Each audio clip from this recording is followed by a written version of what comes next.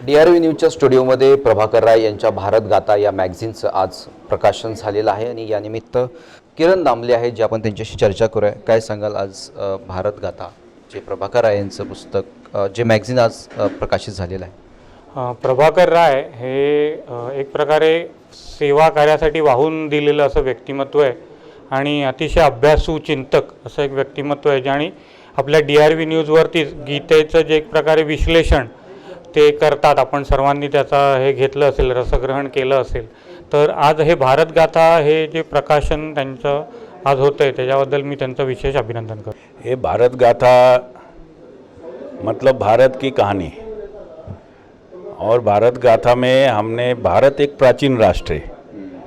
अपने माननीय अब सबके लाडले प्रधानमंत्री जी ने जब बोला कि आज़ादी के 75वीं वर्षगांठ पर हम अमृत महोत्सव के रूप में इसे सादर कर रहे, और सभी ने 3 दिन ध्वज लगाए अपने घर पे, और उसमें हम सभी लोगों ने ध्वज लगाया।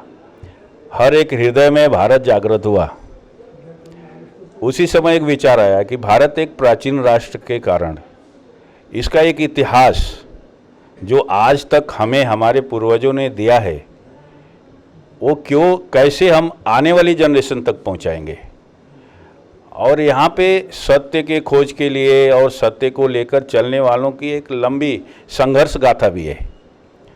तो उसके ऊपर सारे चिंतन को किस तरह से हम सरल भाषा में और प्राथमिक रूप से अपने आने वाले छोटे बच्चों के सामने, अपने आने वाली जनरेशन के सामने रखेंगे, और उसका माध्यम लोक शिक्षा जो लोग देते हैं उनके कंधे पर ये दायित्व आता है। तो लोक शिक्षा के माध्यम से हम भारत के पूरी कहानी को सरल भाषा में आने वाली पीढ़ी तक पहुंचाएं, इसी उद्देश्य को लेकर के हम इस पुस्तक का पहला अंक निकाले हैं। और इसका आगे जो अंक आएगा वो अंक अभी लोक शिक्षा में सबसे मेन जो स्तंभ रहे यहाँ के संत रहे।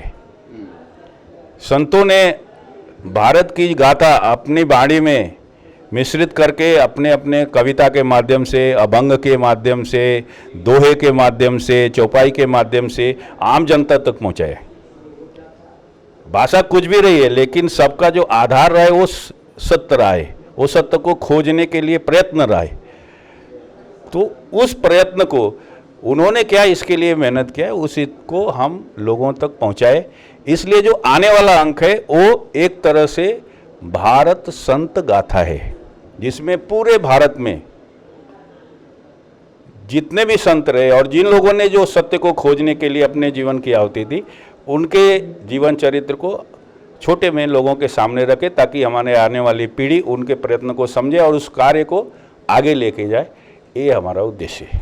आज की पीढ़ी के लिए एजुकेशन एक कैसे बोलते हैं, एक कॉन्ट्रैक्ट की तरह हो गया है। आप एजुकेशन में आप बच्चों को क्या सिखाते हैं, जो उनको बनना है, उनको अगर डॉक्टर बनना है, इंजीनियर बनना है, पायलट बनना है, आप वो दिशा में उनको एजुकेशन देते हैं। एक तरह से वो भी एक स्कूल का सिस्टम है, वो उनको सिखा रहे हैं, उनका तरीका है। जैसे दुनिया प्रगति कर रही है, अपना देश भी प्रगति कर रहा है, मगर इन सब चीज़ों के बीच में किधर न किधर हम हमारी भारत की जो जूनी जो संस्कृति है, जो चीज़ों के बारे में हमको पता चलना चाहिए था, वो किधर न किधर हम कम पढ़ रहे हैं।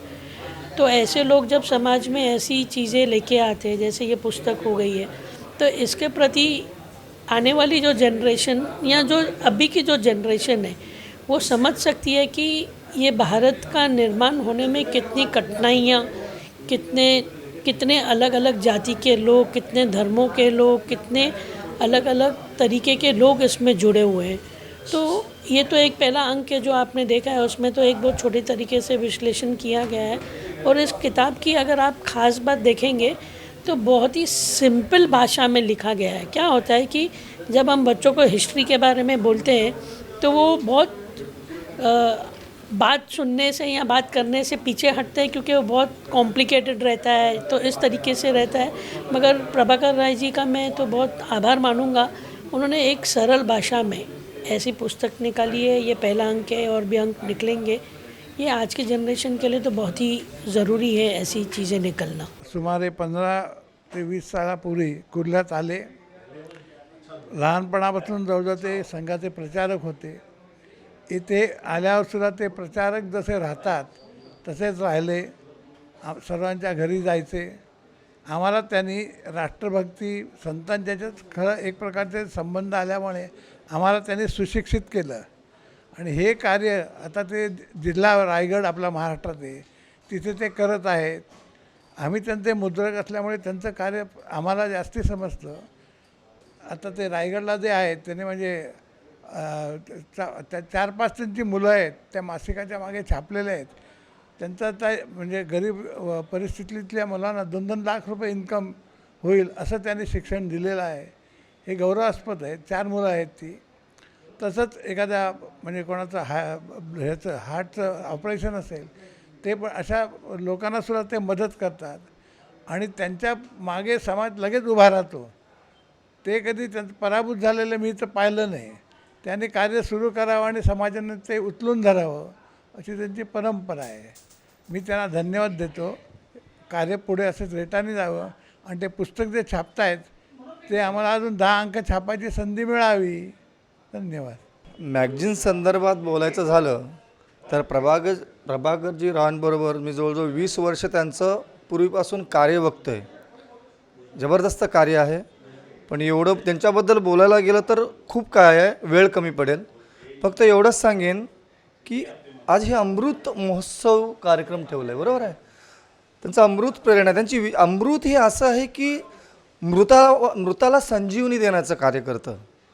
मेलेल्या माणसाला अमृत जिवंत करत होतं. पण आता मी असं म्हणेन की हे अमृत ही विचारधारा आहे.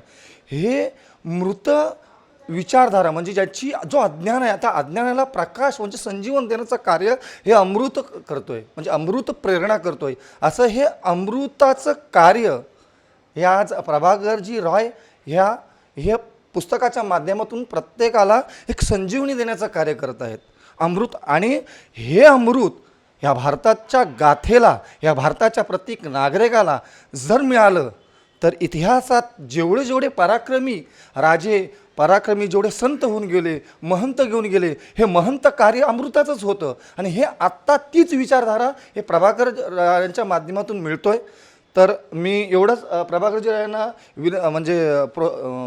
धन्यवाद करतो आणि त्यांच्यासोबत राहतो की त्यांना असं त्यांना एक काय म्हणतात ना, प्रोत्साहित करण्याचा प्रयत्न करतो की आणि शुभेच्छा देतो की हे अमृताचं कार्य या भारतातील प्रत्येक नागरिकांपर्यंत पोचावं आणि हे अज्ञानरूपी हे मृत जी लोक आहेत त्यांना एक ज्ञानाची संजीवनी मिळावी. बस एवढं देऊन त्यांना मी काय म्हणतात त्यात मला नेमकं बोलता येत नाही, शुभेच्छा देतो. निश्चितच प्रभाकर राय यांच्या भारतगाथा या मॅगझिनचं आज प्रकाशन झालेलं आहे. मुंबईतील अनेक मान्यवर या कार्यक्रमाला उपस्थित होते. कॅमेरामॅन हर्ष कांबळेसह मी गुणवंत दांग, DRV न्यूज, मुंबई.